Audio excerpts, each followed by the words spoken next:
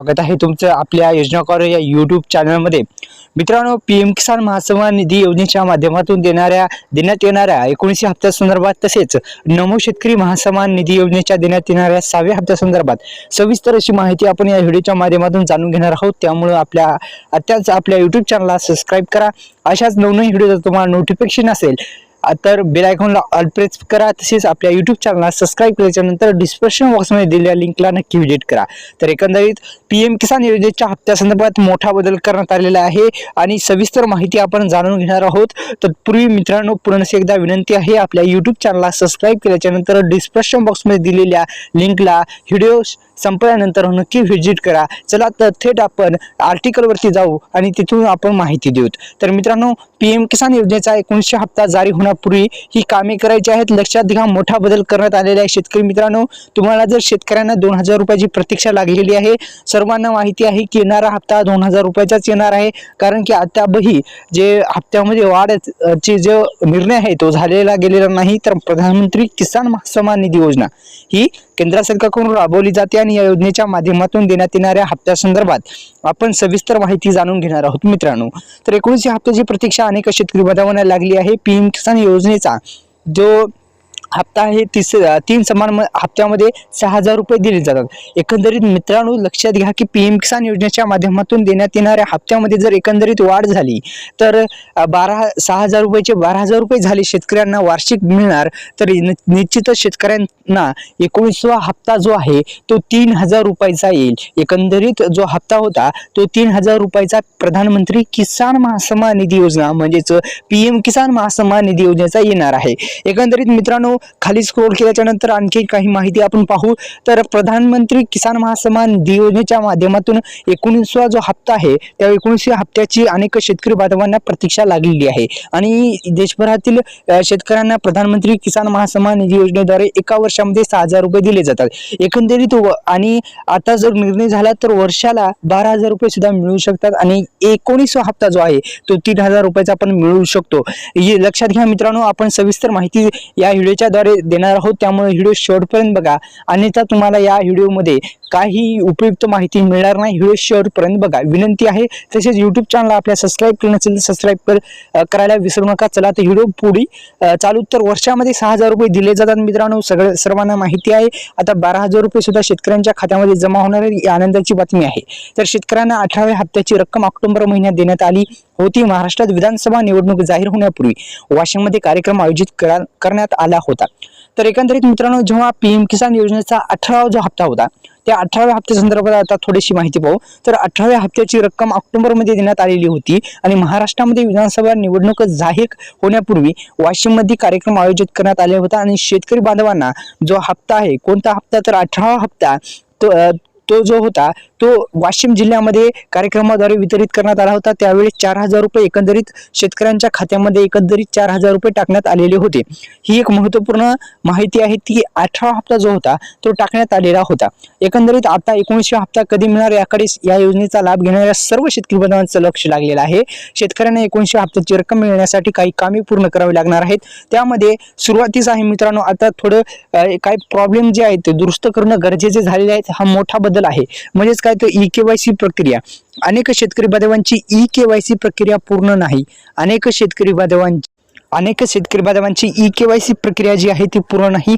विनंती करून सूचना आहे मित्रांनो, लक्षात घ्या, पीएम किसान योजनेचा तुम्हाला जर लाभ घ्यायचा असेल तर पीएम किसान योजनेचा लाभ घ्यायचा असेल तर ई-केवायसी करणं अनिवार्य आहे। आपल्याला कसे मेल लागेल की ई-केवायसी आहे का नाही, तर मित्रांनो सोपं आहे। तुम्ही पीएम किसान योजनेच्या अधिकृत वेबसाईटला भेट द्या। भेट दिल्याच्या नंतर मित्रांनो, तुम्ही एक काम करू शकता, ते म्हणजे स्टेटस काढू शकता।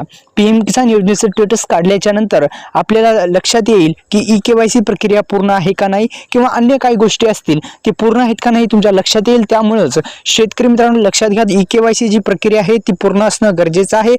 तसेच मित्रांनो, आता महाराष्ट्रामध्ये विधानसभा निवडणूक जाहीर होण्यापूर्वी वाशिममध्ये कार्यक्रम जो आयोजित करण्यात आलेला होता त्यामध्ये खात्यामध्ये 18 हप्ता टाकण्यात आलेला होता, हे सर्वांना माहिती आहे आणि 18व्या हप्त्याची पण रक्कम देण्यात आली होती। एकंदरीत मित्रांनो, शेतकऱ्यांचं लक्ष लागलेलं आहे, ते म्हणजे शेतकऱ्यांना मिळणार आहे 19व्या हप्त्याची रक्कम मिळवण्यासाठी काही कामे पूर्ण करावी लागणार आहेत।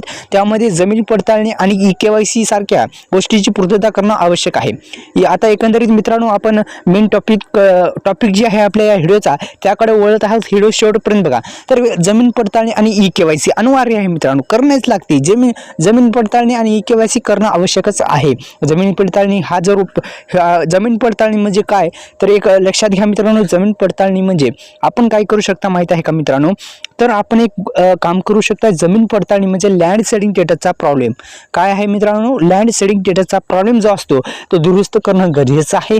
लँड सेडिंग स्टेटसचा प्रॉब्लेम दुरुस्त केल्यास आपल्याला लक्षात येईल की कशा पद्धतीनं जे हे आहे लँड सेडिंग स्टेटसचा प्रॉब्लेम असतो। जमीन पडताळणी म्हणजे लँड सेडिंग, आपल्याला स्टेटस काढल्याच्या नंतर 3 नंबरचा प्रॉब्लेम असतो तो म्हणजे जमीन पडताळणीचा प्रॉब्लेम, तो दुरुस्त करणं गरजेचं आहे। दुसरं म्हणजे ई-केवायसी प्रक्रिया। आता अनेक शेतकरी बांधवांना वाटेल आमची तर ई-केवायसी प्रक्रिया पूर्ण आहे, आम्हाला काही करायची गरज नाही मित्रांनो। काय करायची गरज नाही, तुमची ई-केवायसी पूर्ण असेल आणि तिन्ही प्रॉब्लेम दुरुस्त असतील तर तुम्ही काही करू नका। पण ई-केवायसी नो असेल तर तुम्हाला थोडी काळजी वाटत असेल तर ई-केवायसी करून घ्या। ई-केवायसी केल्याच्या नंतर हप्ते येऊन जातील मित्रांनो। पीएम किसान योजनेच्या माध्यमातून देण्यात येणाऱ्या हप्त्याचं स्टेटस काढणं गरजेचं आहे।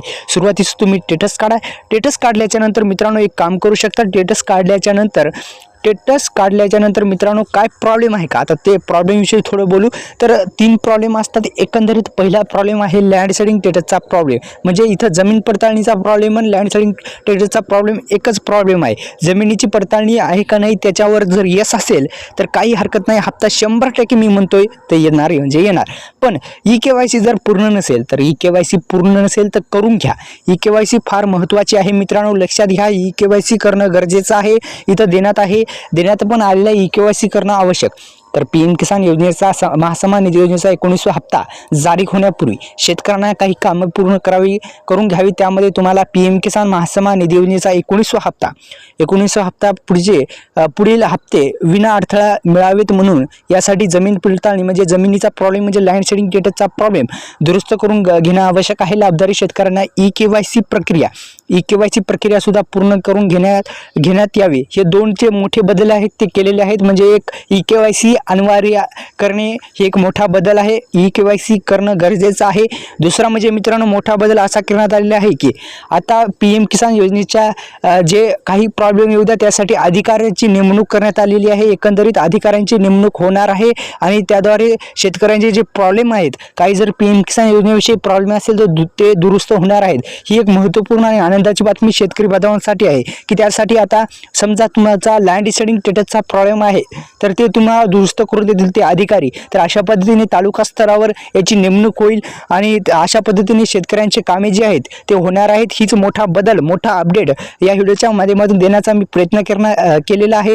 तर ई-केवायसी प्रक्रिया पूर्ण करा, तसेच जमिनी पडताळणी करणं सुद्धा गरजेचं आहे। सर्व डिटेल्स तुम्हाला समजले असतील तर व्हिडिओला लाईक करा, चॅनलला सबस्क्राईब करा। डिस्क्रिप्शन बॉक्समध्ये दिलेल्या लिंकला नक्की व्हिजिट करा मित्रांनो। आपल्या डिस्क्रिप्शन बॉक्समध्ये ज्या लिंक देत असतो त्याच्यावर नक्की व्हिजिट करत जा। बेस्ट असा सेल अवेलेबल आहे। तसेच दोन्ही प्रॉब्लेम दुरुस्त करा। आपल्या यूट्यूब चॅनलला सबस्क्राईब करा, बेल आयकॉनला ऑल प्रेस करा। धन्यवाद। जय शिवराय, जय महाराष्ट्र। धन्यवाद मित्रांनो।